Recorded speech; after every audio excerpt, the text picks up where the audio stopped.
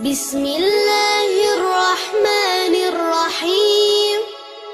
اللهم طهرني فيه من الدنس والأقذار، وصبرني فيه على كائنات الأقدار، ووفقني فيه للتقى وصحبة الأبرار.